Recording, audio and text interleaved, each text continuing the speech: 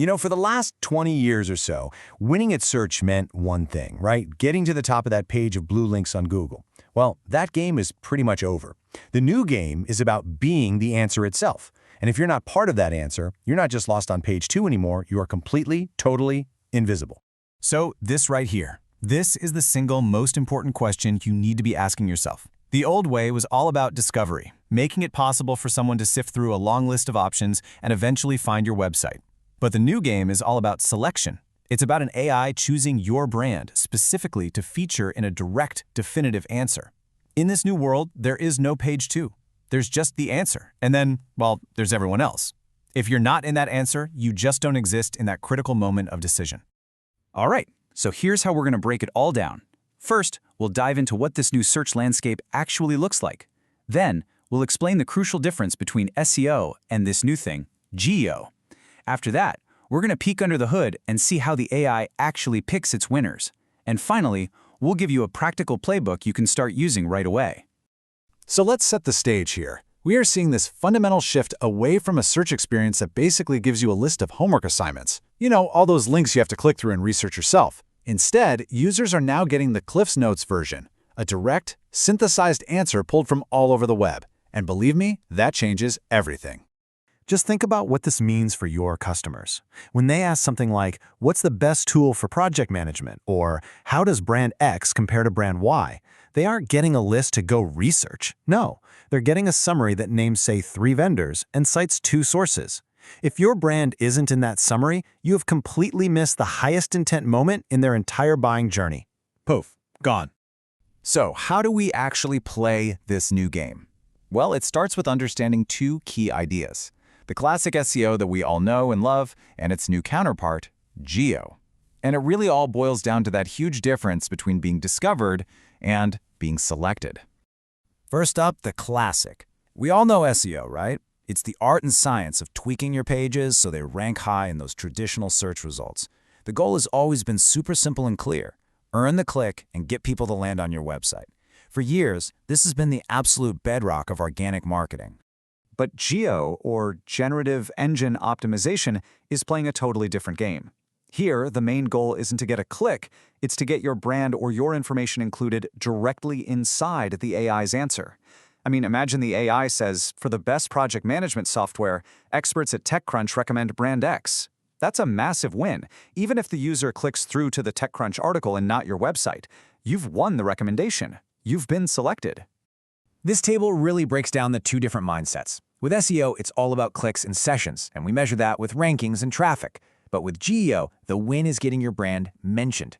And that means your content needs different traits. It's not just about being relevant anymore. It's about creating content that's so clear, so structured, and so trustworthy that an AI feels confident and, frankly, safe reusing it. Okay, so that leads to the big question, right? How does an AI actually decide what to include in its answer? What does that whole selection process even look like? Let's peel back the curtain a little bit and look inside the pipeline. It's basically a 4-step process. First, access. Can the bot even see your page? Simple enough. Second, understand. Does it actually get what your content is about? Third, retrieve. When a user asks a question, is your page relevant and trustworthy enough to even be considered? And finally, the last hurdle, generate. Is your content so clear and specific that the AI can confidently reuse it? Think of it like a series of checkpoints. You have to pass every single one to be considered for that final answer. A failure at any point means you're out of the running for that query. Simple as that. And this is where things get really interesting, and maybe a little counterintuitive. The AI might tell a user, brand X is strong for compliance, but that little citation link it provides, it goes to an industry report. So brand X gets the priceless endorsement, the recommendation, but the third-party site gets the traffic.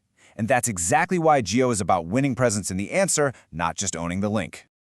Okay, so we get the what and the why. Now let's get to the most important part, the how. What can you actually do starting today to optimize for these generative engines? If you remember one single thing from this whole explainer, please make it this quote. AI systems reuse what is clear. See, they're designed to be helpful, sure, but they're also designed to be safe. They avoid ambiguity. They hate unsupported marketing fluff. They find and they reuse what is clear, specific, and verifiable. This is the golden rule for everything that follows. So, on your own website, this means you have to be ruthlessly clear. Answer the user's question immediately, right at the top of the page. Structure your articles with headings that are the actual questions people ask. And instead of saying, "We're the best," say something like, "We are used by 50 of the Fortune 100 for compliance, according to our 2024 customer report." That kind of specificity is exactly what an AI is looking for. But hey, it's not just about your own site. The AI is looking for consensus across the entire web. It's trying to build confidence in its answer. So if credible review sites, industry publications, and community forums all consistently describe your brand as a leader for a specific use case, the AI gains confidence in recommending you. Your off-site presence is what validates your on-site claims. And finally, how do you know if any of this stuff is actually working? Well, while SEO metrics like rankings and traffic absolutely still matter, you need to add two new KPIs to your dashboard. First is mention share, and second is citation share. Think of it like this. Mention share is like measuring how often your brand gets talked about in important conversations. And citation share is like measuring how often people point to your work as the source of truth. You really need both to win. So the battle for visibility, it's no longer just about ranking on a search results page. It's about being selected for the answer itself. And as more and more of our questions are answered directly by AI, the ultimate test for every single brand is going to come down to this one crucial question. When your ideal customer asks for a recommendation, will it be your name they see?